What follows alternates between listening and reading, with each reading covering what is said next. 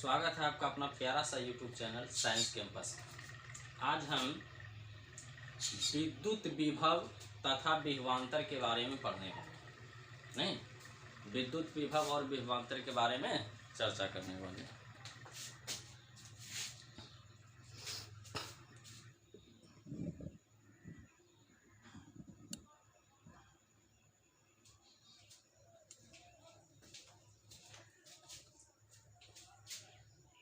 विद्युत विभव और विभवांतर के बारे में विस्तृत जानकारी प्राप्त करेंगे हम लोग आज। तो सबसे पहला क्वेश्चन है, विद्युत विभव क्या है? नहीं, विद्युत विभव किसको कहते हैं? ठीक, तो मान लेते हैं ये अनंत पर जो है प्लस क्यू कूलम आवेश है। अनंत पर जो है प्लस क्यू कूलम आवेश है। इसको हमको अनंत से उठा करके किसी बिंदु ए तक लाना है, ठीक है ना।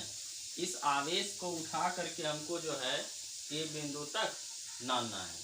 तो ए तक लाने में हमको कुछ काम करना पड़ेगा। तो मान लेते हैं मेरा वो कार्य कितना है, W है, ठीक है ना।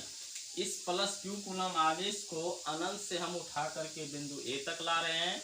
तो यहाँ तक लाने में हम मान लेते हैं हमको W कार्य करना पड़ा, ठीक है ना। तो एकांक धन आवेश को प्लस क्यू कूलम पूरा आवेश को लाने में हमको W काम करना पड़ा, ठीक है ना।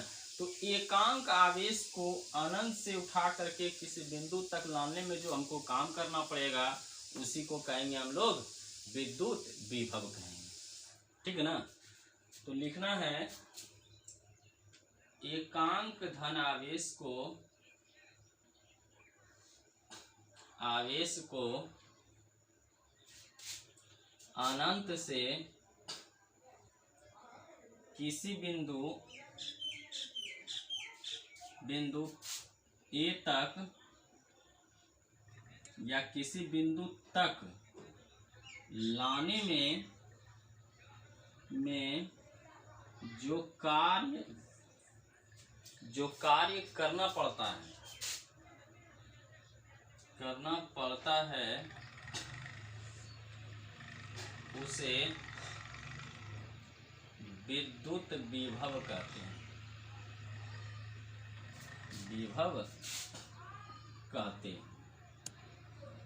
ठीक है ना। एकांक धन आवेश को अनंत से किसी बिंदु तक लाने में जो हमको काम करना पड़ा उसी को हम लोग कहेंगे विद्युत विभव कहेंगे। तो हम मान लेते हैं, माना कि प्लस क्यू कूलम आवेश, ये प्लस क्यू कूलम आवेश है। माना कि प्लस क्यू कूलम आवेश को अनंत से कहाँ तक ला रहे हैं, ए तक ला रहे हैं। आवेश को अनंत से ए तक लाने में W कार्य करना पड़ा, ठीक है ना। मान लेते हैं प्लस क्यू कूलम आवेश को अनंत से ए तक लाने में हमको W कार्य करना पड़ा। तो प्लस क्यू कूलम आवेश को ए तक लाने में, बिंदु ए तक लाने में हमको कितना काम करना पड़ा, W कार्य करना पड़ा, ठीक है ना। तो एकांक धन आवेश को लाने में जो काम करना पड़ेगा उसी को कहेंगे विद्युत विभव कहेंगे।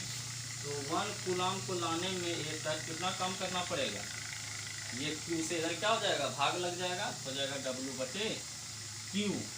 इसी को हम लोग कहते हैं विद्युत विभव कहते हैं, अर्थात VA बराबर, ये बिंदु तक ला रहे हैं, हो जाएगा W/Q हो जाएगा। यही विभवांतर का फॉर्मूला निकल गया, सूत्र निकल गया, ठीक ना। अब हम लोग जानेंगे इसमें कि यह एक अदिश राशि है, विद्युत विभव कैसी राशि है, अदिश राशि है, ठीक है ना। इसका SI मात्रक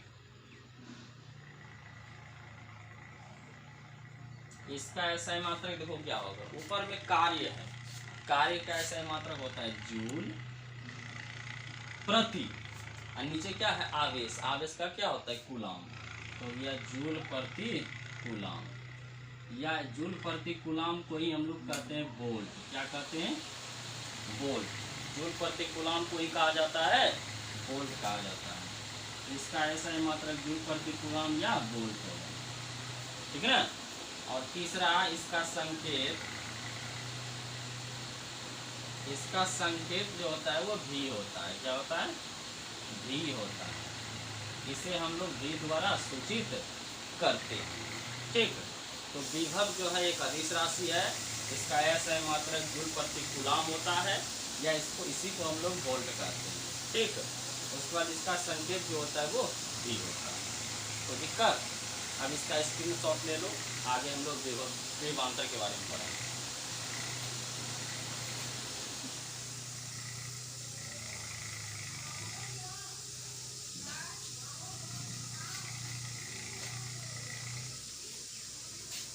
चलो अब हम जो है विद्युत विभवांतर के बारे में पढ़ते हैं।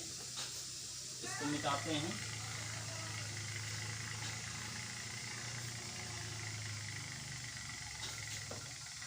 अब पढ़ेंगे विभवांतर क्या है, विद्युत विभवांतर क्या है।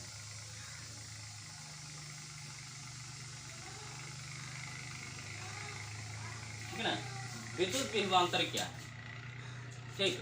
तो विद्युत विभवांतर किसको कहेंगे जानेंगे हम लोग। पहले मान लेते हैं सबसे पहले कि बिंदु P पर जो है ना, मान लेते हैं यहाँ प्लस Q कूलम आवेश है, ठीक है ना।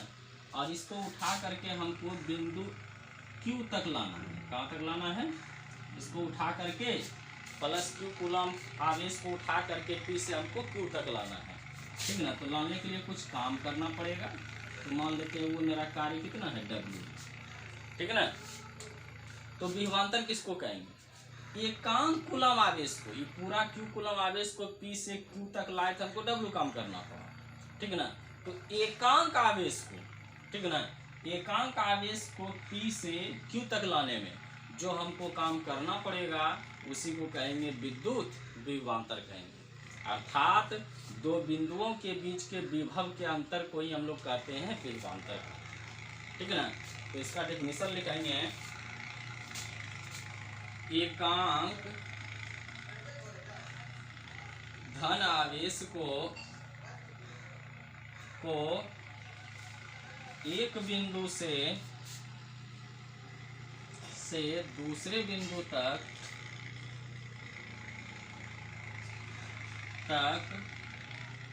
लाने में जो कार्य करना पड़ता है,